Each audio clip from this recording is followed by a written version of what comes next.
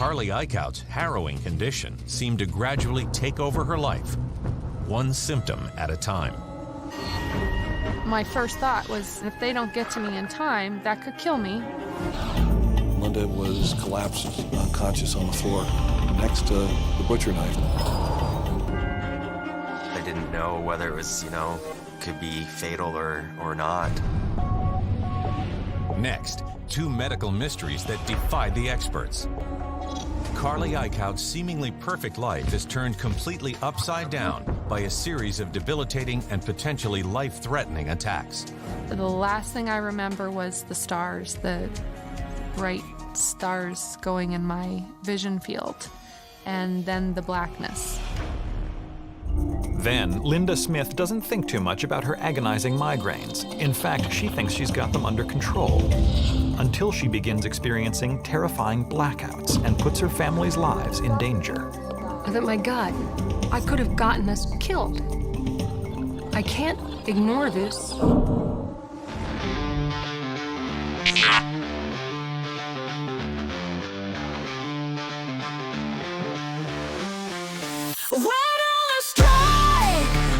We look at the doctors for what they can't. If diagnosis is a mystery.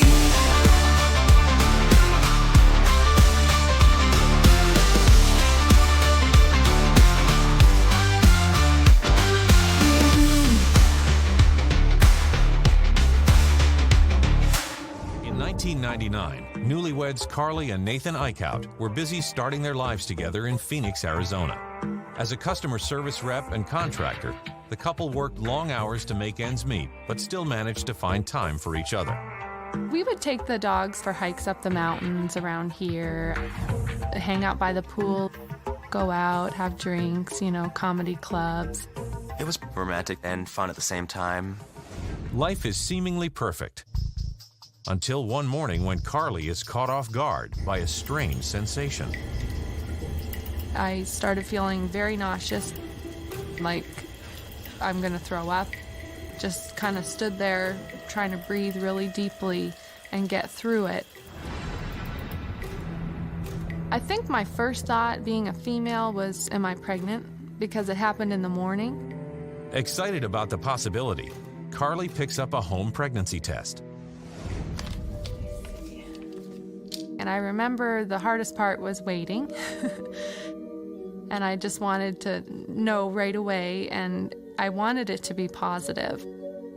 So I was disappointed when it was negative.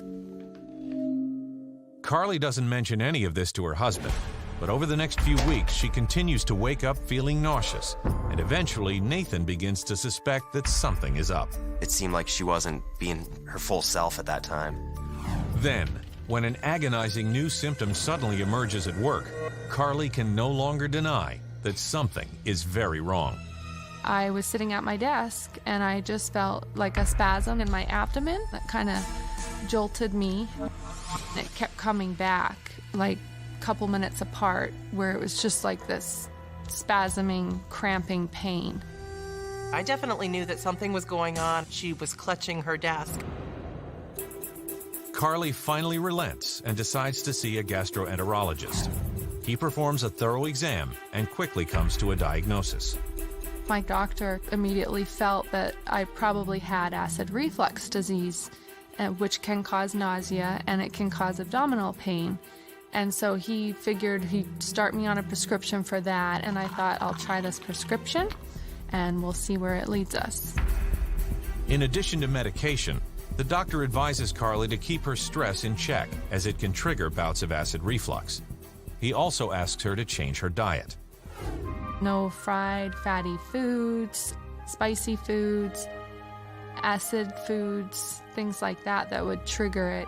Caffeine, alcohol. I did eliminate from my diet to try to help myself. She was the one person on the team who you could put a plate of food or a donut in front of her and she wouldn't touch it, because it just didn't make her well. Carly diligently follows the doctor's orders, but all to no avail. Each day, she struggles to manage seemingly random bouts of nausea and excruciating abdominal pains that seem to come and go at will. I would drive around with a bowl or something that I could throw up in, and I would have that with me all the time. Still, Carly manages to keep it together as best she can, until one day at work when everything changes. I was feeling pain, I was sweating, I was having hot flashes, I was feeling incredibly nauseous. I had a garbage bag right there ready to go because I felt I needed to throw up. The last thing I remember was the stars, the bright stars going in my vision field, and then the blackness. Linda was born to a humble farm family in southern Minnesota. She was a strong little girl who learned the value of hard work at an early age. But when Linda hits puberty, her body begins to change in ways that she never expected. I started just being very fatigued, lightheaded, dizzy, weak, very weak. By the end of the morning chores, I would be very sick. Despite her strange symptoms, Linda keeps them to herself. When you're one of 10 kids, you don't go to the doctor for every little sniffle. You just don't. If you had a headache, or if you were nauseous, or if you were coming down with the flu, you were still expected to get your chores done. Linda does her best to manage her symptoms through the rest of her adolescence. And when she turns 18, she decides to leave the Minnesota cold and farm life for the bustle of Los Angeles. But almost as soon as she touches down in California, a new and very unexpected symptom begins to emerge. I started to notice migraines. It was very dramatic. It was almost like when I got off the plane, I could feel something's different. They were immense. They were off the charts immense. It made it very difficult for me to focus. Linda's chronic migraines, along with her dizziness and fatigue, make it next to impossible to concentrate on her new job. Desperate for some relief, she makes an appointment with a neurologist. He immediately orders a CAT scan to see if there's anything unusual about her brain. But the results come back normal. And he said, you know, everything looks fine. You know, you are in Los Angeles. We are smog capital of the world. Maybe you have a sensitivity to the smog. Linda resolves to manage her symptoms on her own and begins to experiment with various over-the-counter medications, but none of them seem to help. The headaches were still very intense, just exhaustion. I felt exhausted. I really felt like I needed to get a better handle on my health situation. I thought, it's time for a change. Linda decides she's had enough of the smoldering LA heat and smog and moves back home to Minnesota.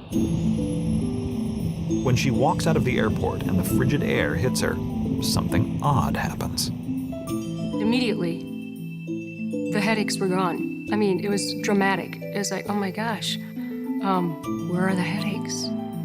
Linda is completely taken aback by the sudden improvement in her health. And as soon as she's feeling up to par, she decides to try living on her own one more time. After just 3 months in Minnesota, she packs her bags again and heads to sunny Florida. As soon as I get into Florida and I get out of my car, it's like, wow, they're back. The headaches came back. They were at least 10 times more severe than any of the headaches that I even had in Los Angeles. Despite the return of her dreaded migraines, Linda sucks it up and tries her best to manage them with pain relievers.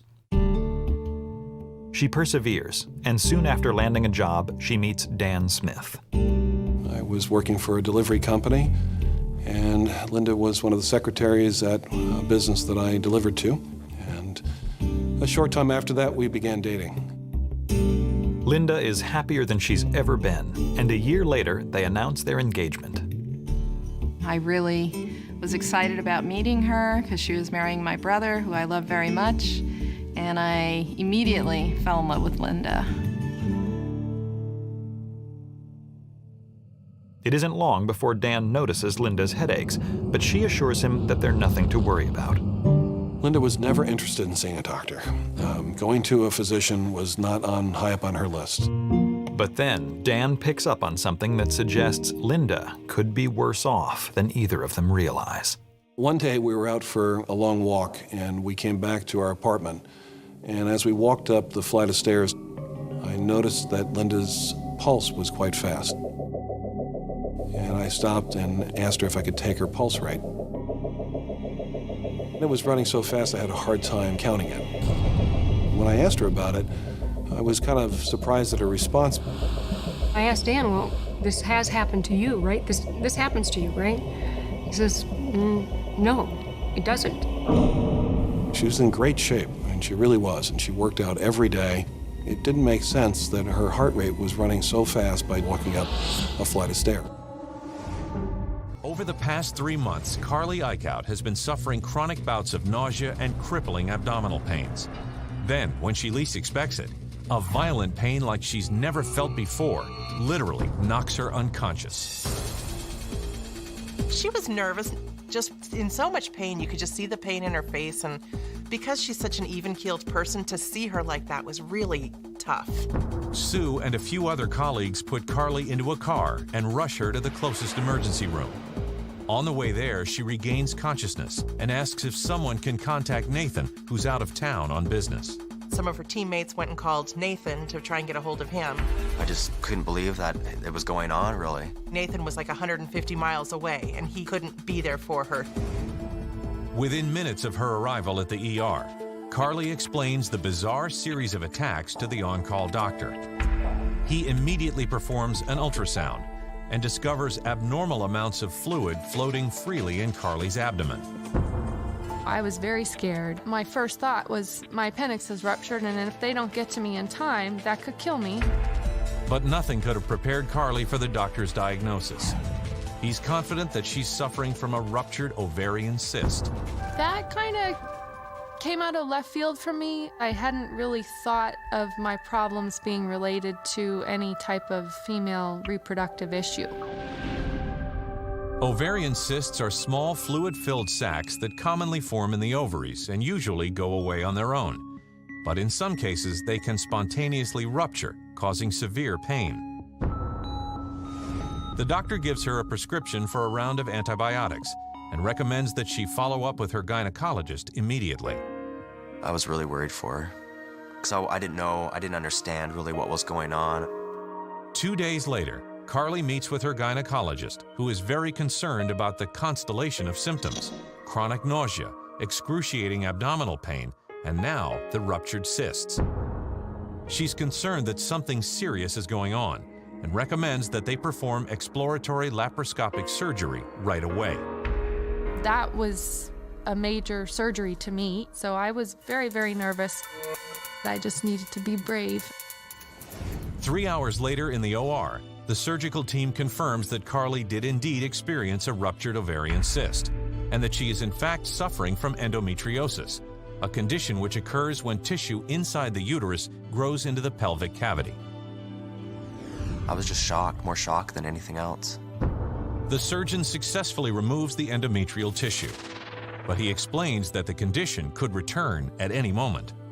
And most concerning to Carly is a very real ramification of endometriosis: infertility. It's shocking to hear a doctor sit there and tell you you might not be able to be pregnant. Once I heard that, I was a little bit upset, but I probably didn't show it as much as I really was feeling at the time. For Carly to not have children was just devastating to her. And as bad as it is, it's an answer, and that's what I wanted, and now we can take steps forward to correcting it. The doctor promises Carly that the surgery should begin to alleviate her nausea and abdominal pain. Over the next month, she patiently waits for the symptoms to subside. But it soon becomes clear that nothing has changed. I got back into my normal routine of feeling nauseous most of the time and having this pain come in and out of my life whenever it felt like it. I was very disappointed and wondering, why me? Carly and Nathan do their best to move on with their lives. But over the next few months, Carly's health takes a nosedive. In addition to the unrelenting nausea and abdominal pain, a new and embarrassing symptom sets in. I felt these urgencies to go to the bathroom. And I would try to go to the bathroom and I would either have really loose stool or nothing. And that urgency would come and go just like the pain would come and go, and it would catch me at the worst of times. I would be shopping and all of a sudden I'm leaving my cart in the middle of the aisle and running to find a bathroom.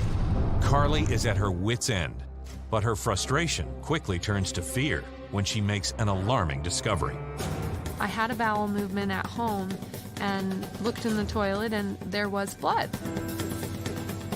I was terrified. And it made me wonder if there was some type of internal bleeding happening. In a state of panic, Carly races to see her gastroenterologist. Concerned, he orders a battery of tests in an effort to pinpoint the source of the bleeding. Within 1 week, I was at this hospital every day for a different test. For the first time in a year, Carly begins to feel as if they're finally zeroing in on an explanation. But nothing could have prepared her for the doctor's final verdict. The doctor said, everything's normal and you need to deal with your problems. I was losing hope that I wasn't gonna find out what was going on and that I'm just gonna look like this crazy person trying to find out. I wouldn't say right to her face, but on other conversations with other people where I'd call her a hypochondriac. Ashamed, Carly does her best to hide her condition and move on with her life. So I went into my own little world and didn't share a whole lot with him for that reason. It felt like it wasn't even the same person that I knew 4 or 5 years ago. It was tough. Over the next 4 years, Carly continues to check in with a variety of specialists: gastroenterologists, gynecologists, holistic doctors, and psychiatrists. And each and every time, she hears the same thing. They attribute her symptoms to acid reflux and endometriosis. I always heard the same thing from the doctors, that my stress and other things were triggering the exasperation of these conditions and that I need to learn how to manage the stress. It would make me furious. How am I doing this to myself? It seems to Carly as if no one can grasp the severity of her situation, including the person she counts on most, her husband. I definitely started to feel Nathan and I drifting apart. We were physically together, but emotionally we weren't talking about anything at all, really. And I was pretty much feeling bad all the time, not feeling like doing anything. Wasn't too sure at the time what was going on, whether she was sick or just wanted to be alone by herself or what. It was very hard. I felt very alone. I didn't want to see us fall apart at all. I just didn't know what to do. Linda Smith has experienced crushing migraines, extreme dizziness, and fatigue since she was 12 years old. But every doctor she's been to has reassured her that she has nothing to be concerned about, and so Linda hasn't worried. But when her husband sees her pulse skyrocket after climbing a single flight of stairs, he insists that she see another doctor. She took my blood pressure and my heart rates, and she said, you know, something's definitely not right here. But I would like to run an EKG and see how this test turns out. And just coincidentally, I had spoken with my mother and explained what was happening to Linda, and she asked whether or not there was any chance that Linda might be pregnant. She explained that she had had some scenarios herself where her heart rate changed when she was pregnant. So Dan went and got an EPT test, and sure enough, I'm pregnant. So I called the doctor back and explained to her it's a positive test, and we decided that EKG was no longer necessary. The Smiths eagerly await the birth of their first child. But at 6 months, Linda begins to experience some unusual cramping and makes an appointment with her obstetrician.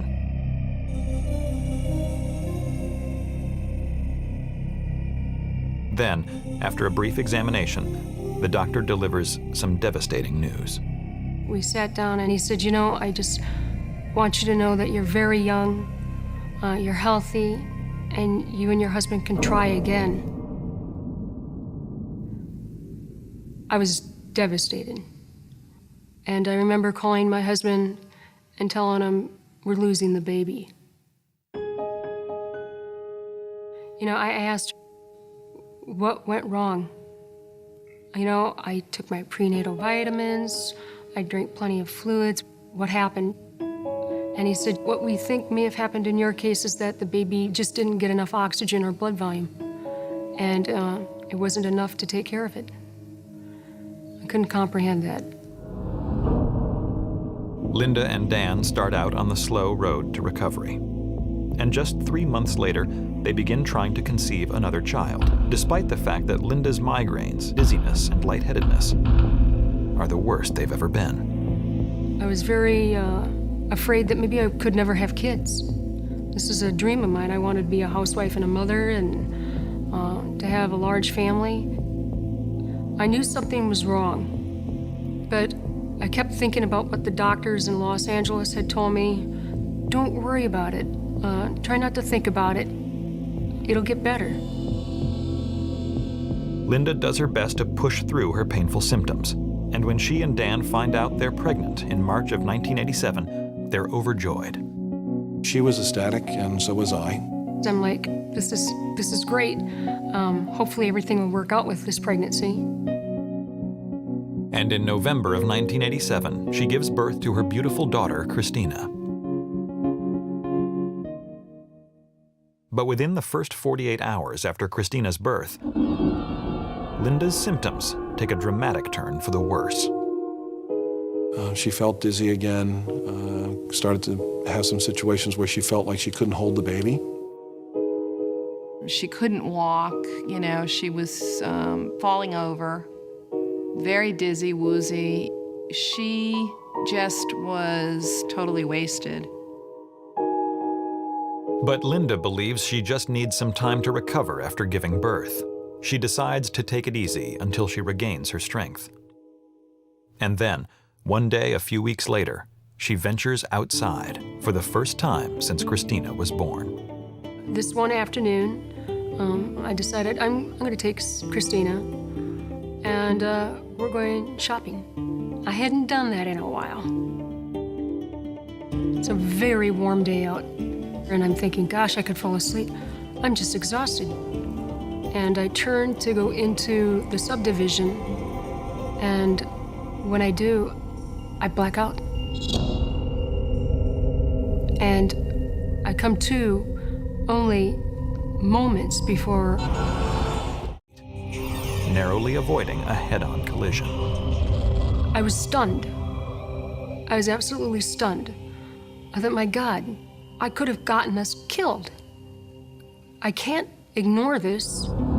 Linda immediately makes appointments with a team of cardiologists and neurologists who promise her that they will get to the bottom of her terrifying episodes. But while they search for a diagnosis, the blackouts, or what the medical experts call syncope, continue. It was happening quite frequently, and if I stood, sometimes I would only stand for 15 to 20 seconds, and I'd be in a gray out, and very quickly afterwards, I'd pass out. Over the next several weeks, Linda is in and out of the hospital as she undergoes a battery of medical tests. While they can't seem to identify what's causing her heart rate to randomly race out of control, they suggest a drastic measure to help regulate it. And he said, you know, I don't know what this is, but we really may need to consider doing a pacemaker implant. Although the pacemaker could control her heart rate and help suppress the blackouts, Linda is horrified by the thought of having one. 80-year-olds have pacemakers, not 25-year-olds. I felt old. Linda is on the fence about having the pacemaker surgically implanted. But one evening, while making dinner, the choice becomes crystal clear. And I go out to the kitchen, and I had taken some meat out of the refrigerator, and I got a carving knife out to cut the meat up. I remember thinking, oh my gosh, I'm gonna get sick. And I turned around, and just as I turned around, I passed out cold. I walked into the kitchen and saw my daughter in her high chair, and Linda was collapsed and unconscious on the floor. Next to Linda was the butcher knife. This was the confirmation to me to go ahead and have the pacemaker implant.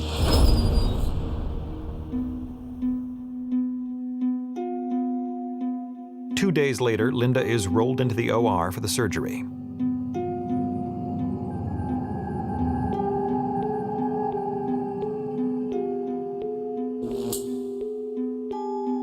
And almost immediately afterwards, her life begins to change.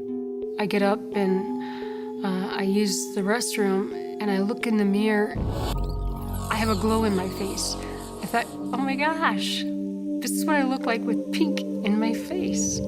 After the pacemaker was put in for a long time, Linda saw a really marked difference in what was happening to her. Her episodes of passing out really went away.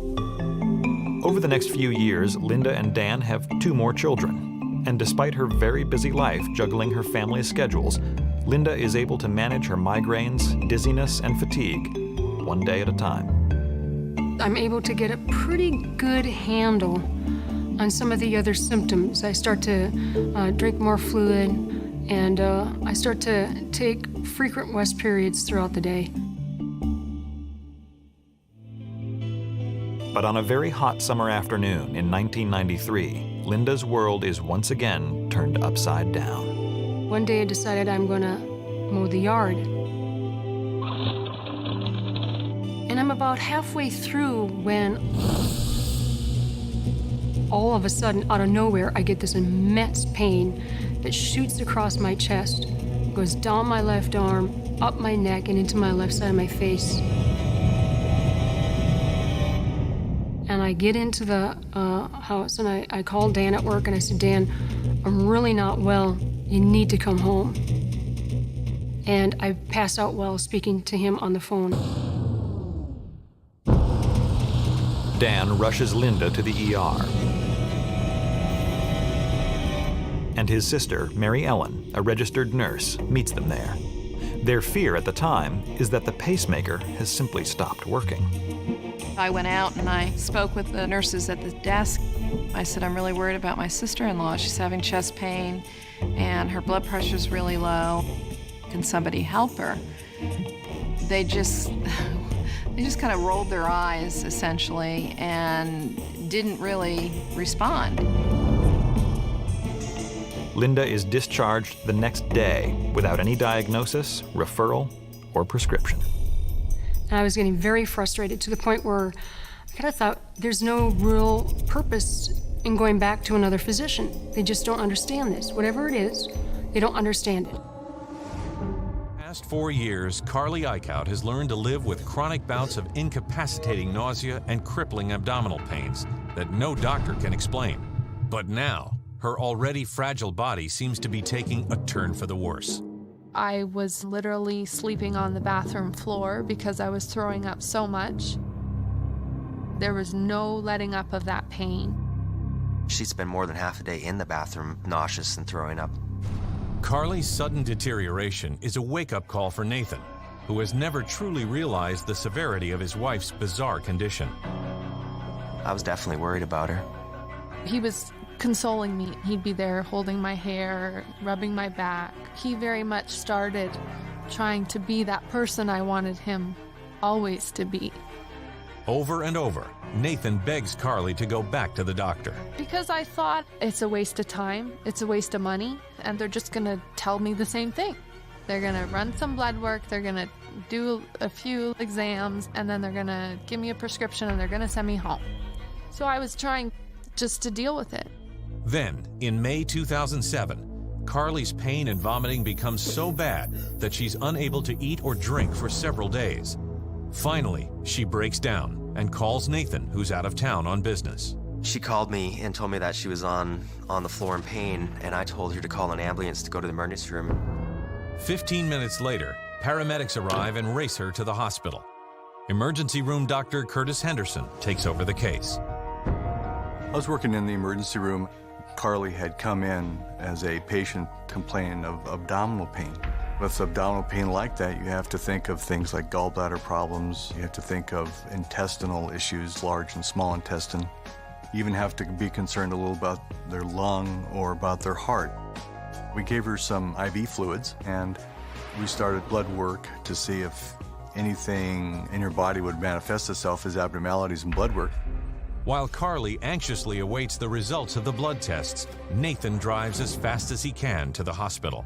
I was worried really, really bad. I didn't know whether it was, could be fatal or not. I was definitely worried. He was very much trying to be my sounding board and trying to be calm. An hour later, Carly's blood work results come back, and to everyone's shock, they are perfectly normal. Perplexed, Dr. Henderson orders an abdominal X-ray and ultrasound, and the results are again surprising. The basic X-rays and ultrasounds were all normal. So because of that persistent pain, I decided to get a CAT scan of her abdomen to see what it would reveal. It was really a mystery. 2 hours later, Dr. Henderson receives the CAT scan report, and this time, it's a bombshell. After so many misdirections, a quick glance is all it takes to pinpoint what's been plaguing Carly all these years. Based on a CAT scan, I knew Carly had intussusception. Intussusception is a rare condition where the small intestine telescopes into the large intestine. Normally, the two sections of intestine remain separate, but in patients like Carly, they become intertwined. This telescoping eventually obstructs blood flow to the small intestine, slowing down digestion and causing bleeding. If not treated, the bowel can become gangrenous and, in the worst cases, lead to death.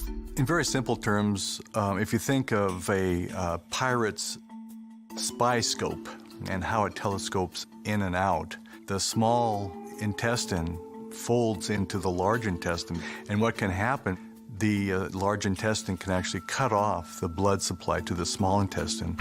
It makes people vomit, and it causes a lot of pain. It sounds kind of weird. I was happy. I was so happy that I'm not crazy. And I remember even saying that to Nathan, saying, I told you so. I told you something was wrong. I was just beside myself. I didn't know what to think. As it turns out, Carly's endometriosis was just a coincidence and didn't have anything to do with the intussusception. Intussusception is truly an emergency. I've only seen intussusception 2 other times in adults. It's much more common in infants. When tissue in the body does not get adequate blood supply, the tissue disintegrates. It gets infected, and that infection can go throughout the entire body and cause death. I was just kind of in shock. With no time to waste, Dr. Henderson explains that before they can treat her condition, they have to find out what's causing her intestines to telescope in the first place, and the possibilities are terrifying. There was some thought that there was a tumor involved. A tumor in that area can cause intussusception. It's imperative that Dr. Henderson get a close look at her intestines. He immediately schedules surgery. Carly can barely process it all. I did get nervous, and so I was very much, doing some praying and telling myself positive thoughts. At 6 o'clock the next morning, the medical team rolls Carly into the OR. As Nathan kisses his wife goodbye, he struggles to keep his emotions in check. I was nervous, anxious, anxiety, just everything just wrapped up, and just so many things kind of going through my head. What if, what if? Inside the operating room, the medical team begins the delicate surgery. The surgeon made a cut just above the belly button and went in to evaluate the bowel. First, they painstakingly examine every inch of Carly's intestines, looking for any form of obstruction. It's an intense process that takes more than 4 hours. Eventually, the surgeons do identify a single growth. They then correct her telescoping intestines and remove the tumor, which is immediately sent to the lab for evaluation. I was definitely worried it could be cancer. 5 hours later, the findings are in. The tumor is benign. Very happy news. We were both just like holding each other, so happy. And while Carly and Nathan are thrilled to finally be out of the woods, they can't help but wonder why it took so many years to get a solid diagnosis. A person can have transient symptoms, but no one can find out the problem because it goes away. In this kind of intussusception, you can actually have a sliding in and out of the small intestine into the large intestine. And in Carly's case, it's very possible that it just got stuck this time, and we were able to catch it. After 9 days of recovery, Dr. Henderson releases Carly from the hospital. And for the first time in years, she finally feels like her old self again.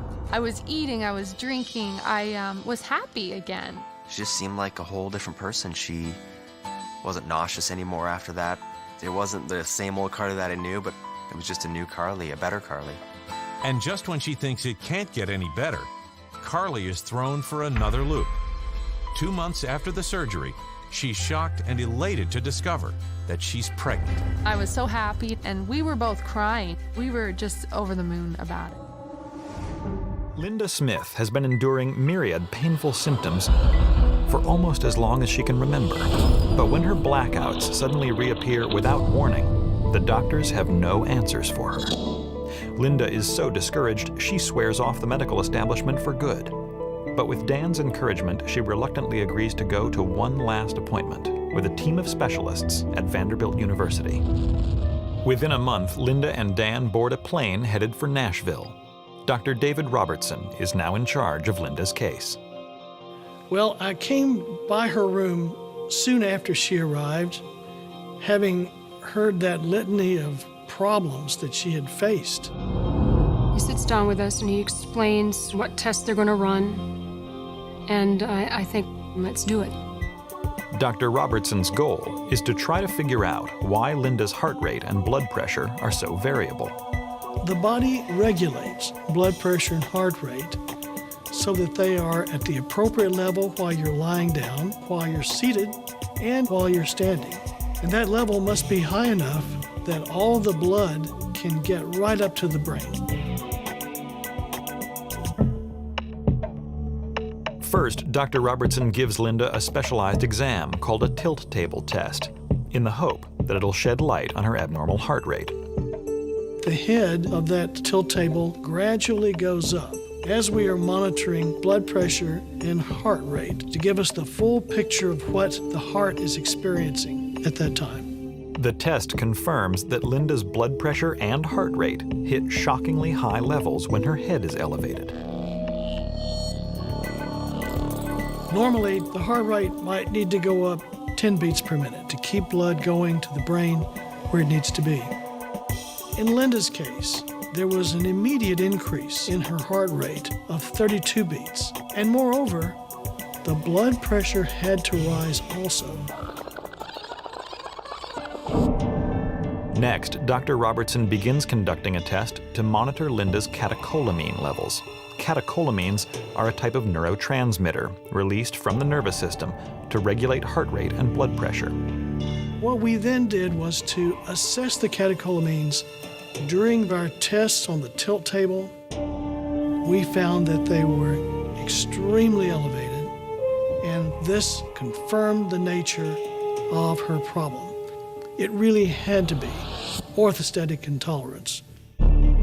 Orthostatic intolerance, or OI, is a condition caused by a defective autonomic nervous system, the system that controls involuntary body functions like digestion, blood flow, and body temperature. Patients with OI can't make necessary adjustments to counteract gravity when standing up, and blood from their heart, lungs, and brain pool into their lower extremities, causing a drop in blood pressure. Suddenly, all of Linda's symptoms make sense. If the blood flow to the brain is impaired, a great many symptoms can emerge, like fatigue, rapid heart rate, migraine, headaches. Some people with orthostatic intolerance, well, they have the feeling like you're going to pass out. That's quite common. But there were times when Linda completely lost consciousness. That is very dangerous if you are in situations where you can harm yourself. And finally, Linda and Dan can understand why they lost their first child. It's possible that there can be loss of a fetus if blood flow to the fetus is not maintained. We can't be sure in this case if that was a factor in the problem that Linda experienced, but it could have been. I remember when he left the room, sorry, thanking God, thank you. Thank you, Father in heaven. Thank you. I was so relieved. It was over. It was over. I had a diagnosis that I thought I can start to regain my life. I don't have to put my kids at risk anymore. I can work with this. I can do it. While Linda feels a definite sense of relief after suffering for more than 2 decades, she can't help but wonder, why did it take most of her life to get diagnosed? The difficulty in evaluating someone with these kinds of symptoms is that each symptom could have many different explanations. The good news is that while there is no cure for orthostatic intolerance, it can be managed. There are drugs which reduce the excessive stimulation of the heart. There's one more crucial thing Linda can do to maintain her health. Since excessive heat can raise a person's heart rate, this can be especially dangerous for people with OI. The heat in Florida is only exacerbating Linda's problem. So we made the decision that we would move back to Minnesota, where Linda's from originally. A climate that was better suited for Linda would be better suited for all of us.